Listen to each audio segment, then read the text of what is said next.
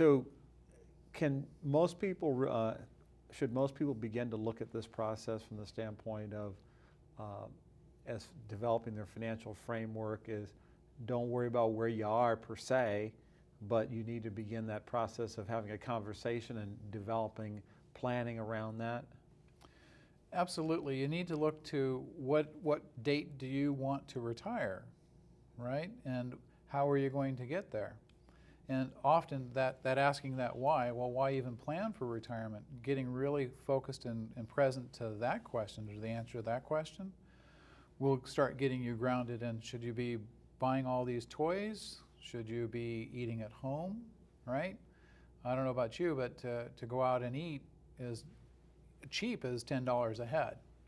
To go out and buy some groceries for a family to eat, you could easily do that on $10. Or 5. Or 5. Depending on what you buy. Yeah. Well, in retirement, do you want to be eating bean and cheese burritos, Frank, or would you like to have a little bit of steak once in a while? Absolutely. I mean, one has earned it at that point. One of the things that people look at in this whole notion of sort of financial security is their personal financial fitness. And we've seen the numbers, and you've alluded to it, that the mortgage numbers have indicated that we woefully lack strong financial fitness, because many people said, I didn't know that my mortgage did this, that, and the other. And you're hearing people, I didn't know I was invested in that mutual fund that dropped, or this or that.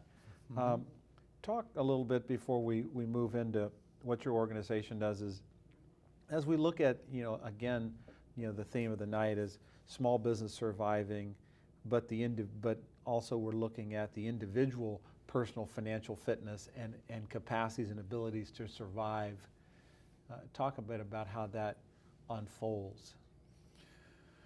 Well, people need to take into account where are they and what are they going to do to get through this next recession.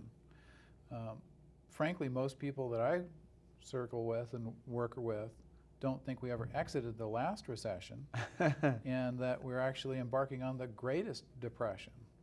And there's some data. I don't know, people talk about how they feel. Well, the stock market feels good today. Well, what about the thoughts? What about the real data behind it? And there's some people out there that actually analyze the data, and there's some really interesting correlations. Maybe we can share that a little bit more in a future show. Absolutely. That would be great to see there tends to be a lot of confliction on the data. One week it's up, next few days it's down, up, down.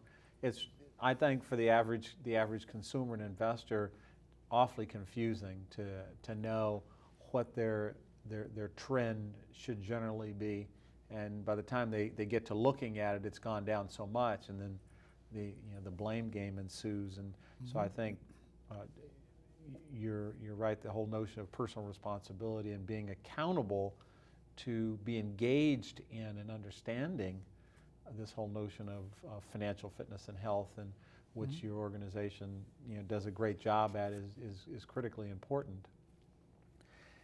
With that, we should talk a bit about CalREMA Financial and Insurance, the agency that you run and operate, and how that's composed, and the kinds of things that you do in terms of supporting family success. I know that a strong cornerstone of your organization is being engaged in the community and making sure that the community is healthy, both because we're serving as businessmen and women. And I think that oftentimes people miss that piece. And we talk about building better community on issues today, and I think that that's one of the things that your organization personifies. And I want to thank you for your leadership in terms of being out there, not only helping and making sure that families are successful, but also, on the other hand, making sure that the community is successful.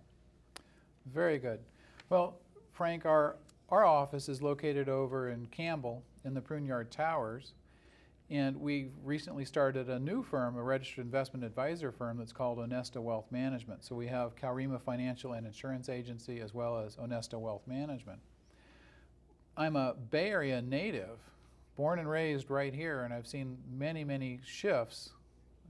The second house that I lived in, for all intents and purposes, what I grew up in, was on top of what formerly was some sort of an orchard. It's interesting.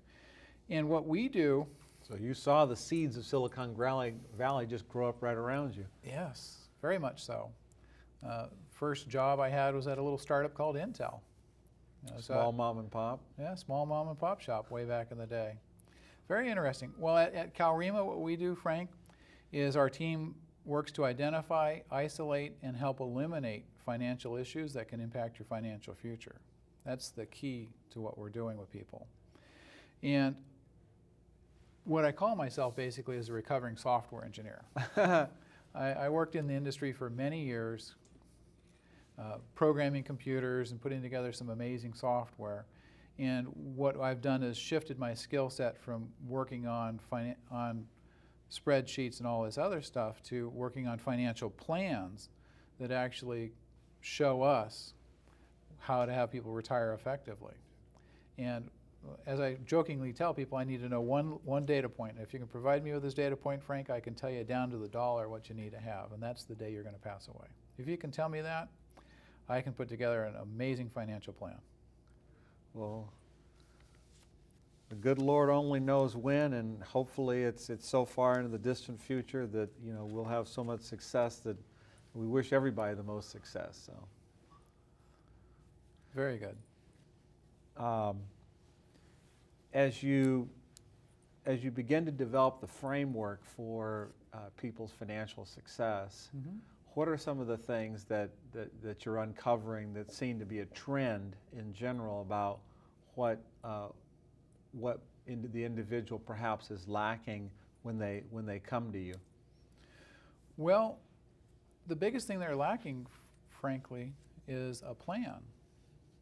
Having something that's well scripted out and takes into account their cash flow. There's money that comes in and there's money that goes out. And what's left over is their cash flow. And I have some people who come in and they know down to the penny what their cash flow is. Very, very interesting to meet with those people.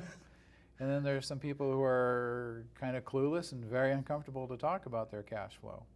And what we do is we make it a very comfortable environment. What I say, Frank, is there are no stupid questions. Literally, I'm committed to, in our appointments, having it such that the people that come in and sit down with us feel free to have an open dialogue, ask any question they'd like to ask. And I tell them if for some reason they made it down to their car after the appointment and there's this one question that they wish they would have asked, I explain to them then I've failed you because you didn't feel free enough to ask that question. But you don't mind if they hike all the way back up and ask it, do you? Absolutely not. Absolutely not. Thank you. That's good. I mean, it's only 7 flights, but that's a healthy thing.